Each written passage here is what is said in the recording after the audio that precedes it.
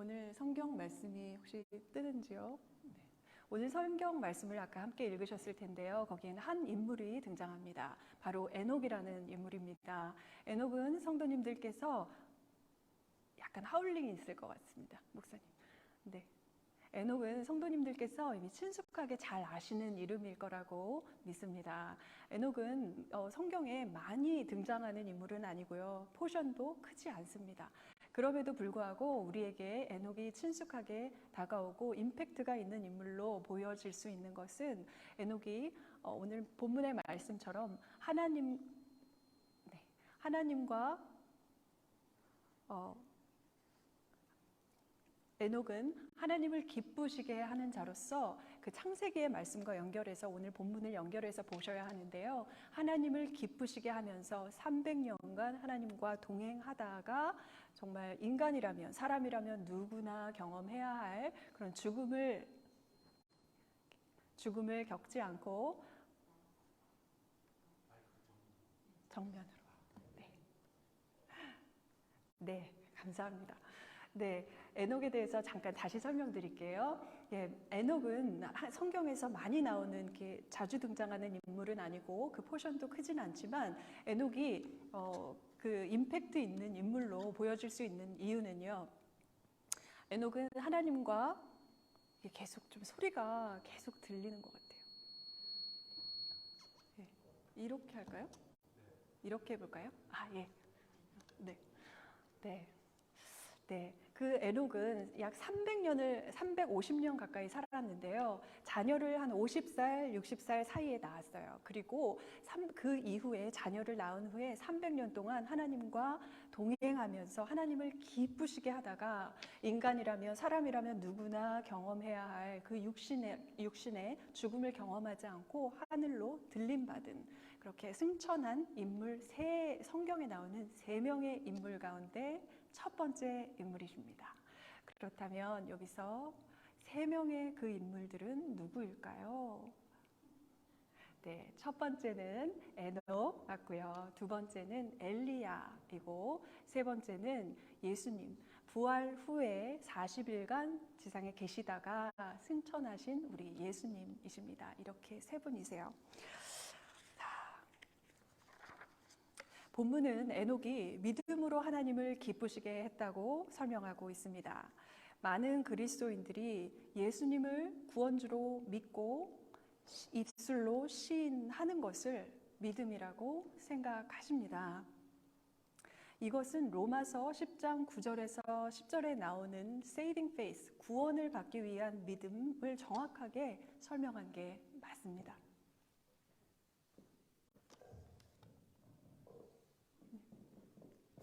네.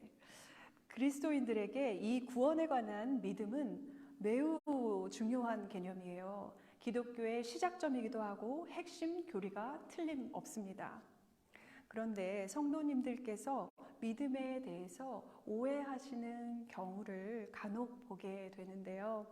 믿음의 삶은 없고 주님을 관념적으로 인정하고 동의하는 것을 믿음이라고 생각하는 경우가 바로 그런 경우입니다. 이미 나는 예수님을 믿는다고 입술로 시인했고, 그리고 회개도 했다고 믿고, 그리고 또 자기를 부인하려는 노력도 한 번쯤 했었고, 그렇기 때문에 나는 믿음이 있는 사람이다 라고 생각하는 분이 많지는 않으시지만 간혹 계신 것 같습니다.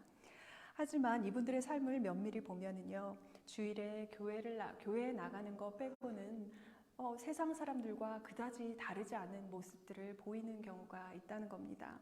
그래서 혹시 말씀에 순종하는 삶을 우리 같이 살아봅시다 하고 권면이라도 하게 되면 그것은 행위론이다, 행위주의자다라고 그렇게 반박하는 경우도 있는 것을 경험합니다.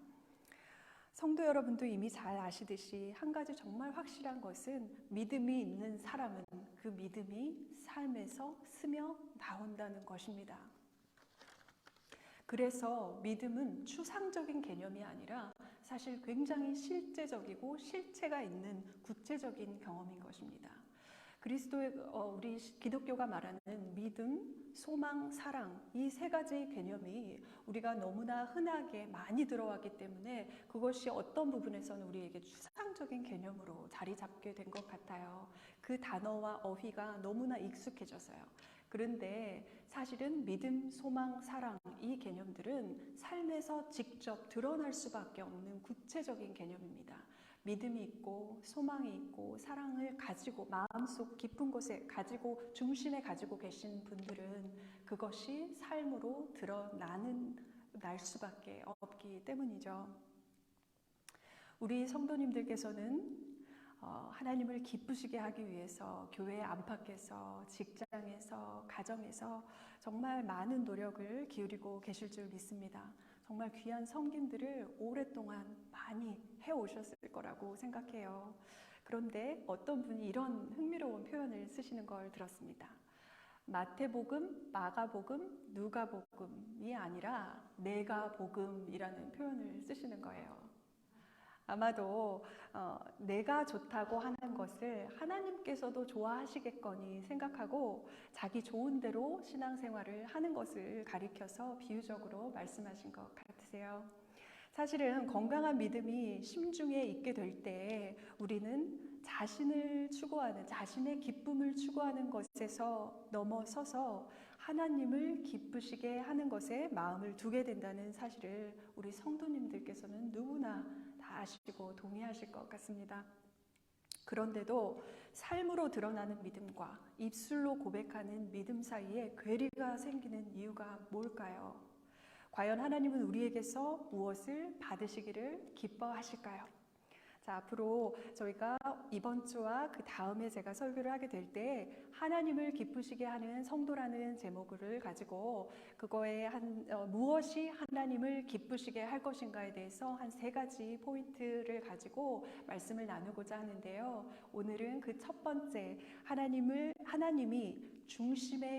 그 삶의 중심에 있을 때 하나님은 기뻐하십니다 라는 내용을 가지고 오늘 말씀을 잠시 나눠보기로 하겠습니다. 하나님은 우리의 삶에 계시기를 좋아하시고 기뻐하십니다.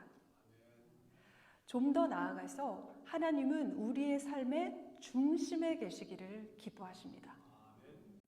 우리가 하나님보다 더 사랑하거나 더 의지하는 것, 그리고 하나님과 겸해서 섬기는 것, 그것을 우리는 우상이라고 한다는 것을 성도님들 너무나 잘 아시고 계시죠.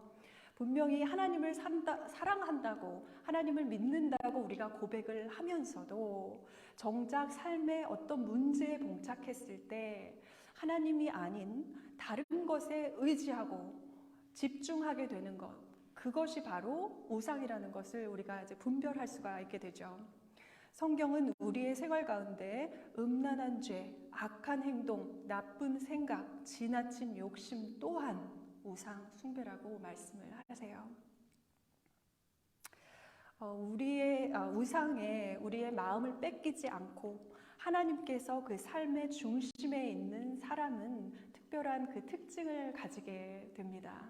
자, 첫 번째로 이런 분들은 자신의 연약함을 철저하게 의식하고 하나님께 온전히 의지하려고 하는 모습을 삶 속에서 보이십니다. 하나님보다 나 자신을 의지하는 것도 우상입니다. 시편의 말씀 125편 1절의 말씀을 제가 잠깐 나누겠습니다. 제가 읽겠습니다. 여호와를 의지하는 자는 시온산이 흔들리지 않고 영원히 있음 같다. 이사야서 2장 22절에서는 너희는 인생을 의지하지 말라. 그의 호흡은 코에 있나니 샘할 가치가 어디 있느냐. 사람을 의지하지 말고 하나님만 의지하라는 말씀으로 요약할 수 있습니다. 자, 궁극적으로 우리가 의지할 대상은 하나님 단 한 분이시죠. 자기의 능력, 지식, 사회적 네트워크, 인맥 이런 것들을 의지하려는 유혹은 우리 모두에게 찾아오고요. 이것이 없는 사람은 세상에 존재하지 않습니다. 그런데 그럼에도 불구하고 하나님께서 그 마음의 중심에 있는 사람은 이런 유혹이 찾아왔을 때 마음에서 그거를 끊어내기 위해서 하나님 앞에 나아가서 기도하게 됩니다. 그리고 인생의 문제가 닥쳤을 때 기도의 자리에 나아가서 하나님의 은혜를 구하는 그러한 사람이 바로 하나님께서 그 중심에 계시는 사람이라고 할 수 있을 것입니다. 그렇다고 문제를 회피해서 기도원에 그냥 올라가서 하나님 다 해결해 주세요, 저는 아무것도 안 합니다, 이렇게 하는 사람을 우리가 하나님이 중심에 있다고 말할 수는 절대 없을 것입니다. 두 번째, 하나님께서 그 중심에 있는 사람의 두 번째 특징은요, 이런 사람들은 자기 안에 걱정과 근심을 두지 않습니다. 다시 말해서 항상 걱정 속에 빠져 있느냐 아니냐를 볼 때 우리가 그분 안에 하나님이 그 중심을 차지하고 있느냐 아니냐를 분별할 수 있을 것 같습니다. 빌립보서 4장 7절을 메시지 성경으로 쉽게 이해하도록 이렇게 해석해 놓았더라고요. 제가 읽겠습니다. 그리스도께서 여러분의 삶의 중심에서 염려를 쫓아내실 때 일어나는 일은 실로 놀랍기 그지없습니다. 그리스도께서 여러분의 삶의 중심에서 염려를 몰아내셨을 때 일어나는 일은 실로 놀랍기 그지없습니다. 사람의 삶의 중심이 하나님께 드려졌을 때 우리가 진정한 평안과 안식, 자유, 기쁨, 소망을 누릴 수 있다면 우리의 중심이 예수 그리스도가 아니라 염려와 근심으로 채워졌을 때 우리는 그 자유함과 기쁨을 절대 누릴 수 없으며 고통 가운데 있게 되는 거죠. 천재 수학자이자 철학자 그리고 기독교 신학자인 블레즈 파스칼이라는 사람이 있습니다. 이분은 정말 천재적인 수학자셔서요, 파스칼의 정리라는 그 수학 이론을 만들어내시기도 하셨고 이 외에도 많은 수학 이론들을 만드셨어요. 이 파스칼이 하신 말씀이 있는데요, 이렇게 말했습니다. 인간의 마음속에는 세상 그 무엇으로도 채울 수 없는 빈 공간이 있다. 그 빈 공간은 오직 하나님으로만 채워져야 한다. 삶의 중심이 하나님이 아니라 염려가 있을 수는 있어요. 잠시 머물 수는 있습니다. 그렇지만 예수님께서 그 염려를 몰아내시도록 예수님께 그 중심을 드리는 것, 그럴 때에 우리가 진짜 평안, 자유, 기쁨, 소망, 이런 안식을 누릴 수 있다는 말씀입니다. 자, 한동대학교 초대 총장이신 김영길 총장님을 아마 기억하실 것입니다. 그분이 한동대학교를 처음에 개교하실 때 정말 어려움을 많이 당하셨다고 하더라고요. 기독교 스피릿을 가진 그 학교를 개교하는 것을 주변에서 좋게 볼 리 없었고요. 그리고 그 개교 과정 속에서 정부와 지자체 이런 데서 허가를 받고 하는 과정에서 정말 많은 스트레스를 겪으셨고, 또 그 학교를 운영해 나가시는 데에도 재정적인 어려움도 크게 오신 적도 있고, 그리고 억울한 혐의를 받고 목살이를 한 57일간 하신 경험도 있다고 그러더라고요. 그런데 이런 특별한 어려움을 당할 때에도 이분이 보이신 정말 특별한 모습이 있었다고 그럽니다. 그런 어려움에 크게 어려움을 당하고 온 날에 그 김영길 총장님은 집에 들어오셔서 식사를 한 공기를 정말 맛있게 드시고 푹 잠을 주무시는 거를 그 사모님 되시는 권사님이 보시고 참 어떻게 저럴 수 있나 이렇게 기이하게까지 생각하셨다고 해요. 왜냐하면 스트레스가 그렇게 많은 날이었는데 입맛도 없을 법하고 그냥 지쳐서 쓰러질 법한데 어떻게 저렇게 잘 견디실까 이렇게 생각했는데요. 이분의 삶의 모토가요, 뭐냐면 하나님 중심으로 살자, 그리고 세속을 경계하자, 이런 모토를 가지고 사셨다고 합니다.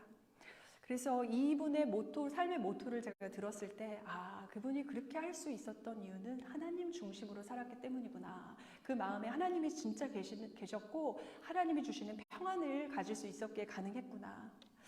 하나님이 그 마음의 중심에 계셨기 때문에 주님 앞에 나가서 근심과 염려를 접고 평안을 유지하며 계실 수 있었다는 겁니다. 이와 같이 하나님이 삶의 중심에 있는 사람들은 위기의 순간을 만날 때 그렇지 않은 사람들과는 다른 모습을 보이게 된다는 것입니다. 제가 잘 알고 지내는 어떤 가정이 있습니다. 아내 집사님은 한국에서 자라서요, 불교 가정에서 자랐다 그래요. 그런데 15년 전에 이제 남편과 미국에 있는 믿음의 남편을 만나서 그 남편을 만나서 이제 데이팅을 하고 하다가 결혼해서 이제 미국으로 온 겁니다. 그래서 이제 신앙생활을 한 지는 믿음의 남편을 만났기 때문에 이제 교회를 같이 가자 권면을 받아서 교회를 다니면서 믿음 생활을 한 지 15년이 되셨는데요. 참 교회 안에서나 가정에서나 그 자녀가 또 4명이나 돼요. 아들만 4명.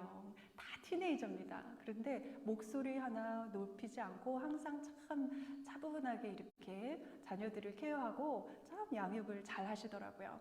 그런데 이분을 보면서 참 놀라운 것들을 발견했는데요. 이분 제 스토리를 저에게 이제 개인적으로 말씀해 주시는 걸 보면서 제가 참 큰 은혜를, 마음에 큰 은혜를 입었어요.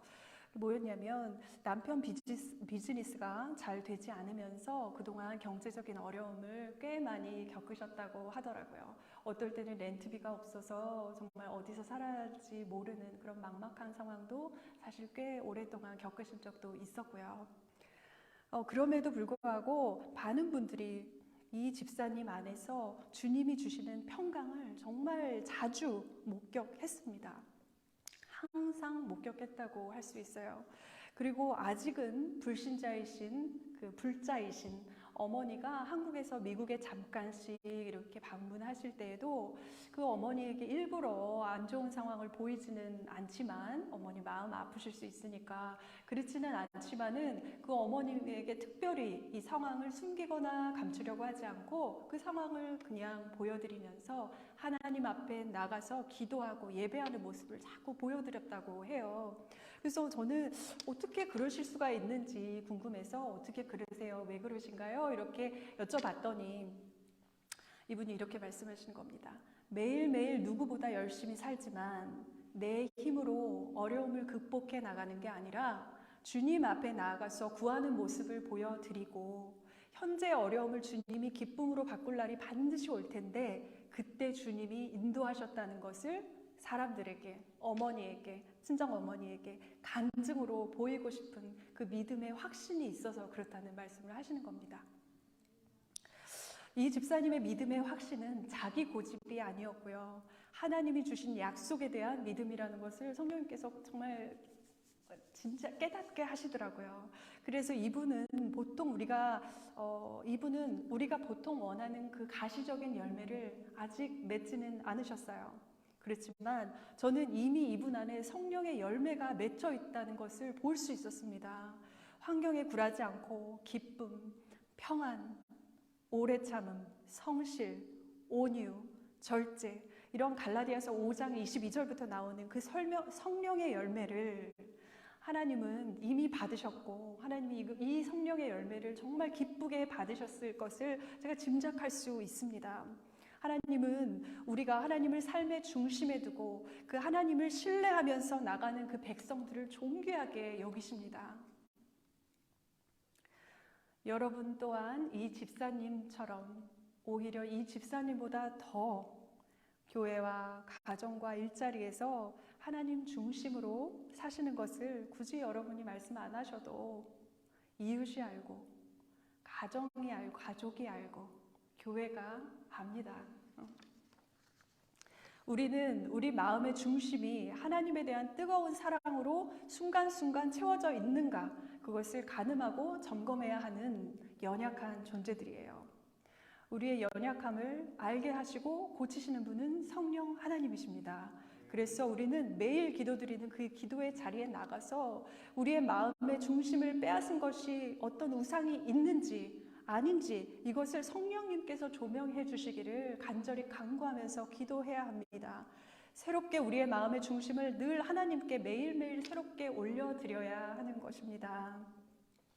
히브리서 4장 16절은 이렇게 말합니다. 제가 쉬운 성경으로 한번 읽어보겠습니다. 그러므로 하나님의 보좌 앞에 담대하게 나아갑시다. 그곳에는 은혜가 있으며 우리는 때에 따라 우리를 도우시는 자비와 은혜를 받을 수 있습니다. 우리의 연약함을 느낄 때 우리는 위축되기 마련입니다. 그럴 때일수록 주의 보좌 앞에 나아가서 하나님의 은혜와 자비를 구해야 한다고 주님이 말씀하시는 것입니다. 우리의 역할은 그냥 담대함으로 보좌 앞에 나가는 거예요. 여러분의 그 하나님의 자녀로서 우리가 근심과 염려를 하나님께 내어 맡겨드리는 것도 하나님이 기뻐하시는 일입니다. 여러분의 자녀가 혹시 근심과 걱정으로 휩싸여 있는데 부모님 끙끙 혼자 알면서 부모님께 말하지도 않고 그저 그렇게 알고 있다고 생각해 보세요. 얼마나 속상하시겠습니까? 그래서 우리가 문제를 가지고 나아오기를 우리 하나님께서는 원하십니다. 그분이 바로 우리 아버지십니다. 말씀을 맺겠습니다. 우리는 사순절 4번째 주를 지나고 있습니다. 그리고 2주 후면 부활절이 다가오죠. 부활은 거듭남입니다. 옛사람이 그리스도의 죽음과 연합해서 죽었기 때문에 더 이상 우리는 죄의 종노릇하는 옛사람이 아니라 거듭난 새 사람이 되었어요. 그래서 이런 그리스도인들의 마음의 중심에는, 삶의 중심에는 하나님이 계신 거예요. 거듭났기 때문에. 오늘 정윤환 목사님께서 말씀 묵상 문자를 아침에 보내주신 거를 이제 처음으로 받았는데요. 거기에 정말 귀한 말씀이 있더라고요. 이렇게 말씀의 핵심은 이거였습니다. 바벨탑은 스스로 하나님이 되고자 하는 타락의 열매, 세상의 정욕이다. 내 안에 있는 바벨탑, 때로는 바벨론 제국을 무너뜨리는 성도가 되어야 한다라는 말씀이셨어요. 정말 오늘의 말씀과 일맥상통하는 부분이 있어서 이렇게 나누었습니다. 성도 여러분께서도 우리 안에 있는 우상을 버리고 하나님을 우리 마음의 중심에 거하시도록 그렇게 은혜의 보좌로 나아가는 한 주가 되시기를 소망하며 축복합니다. 기도드리겠습니다.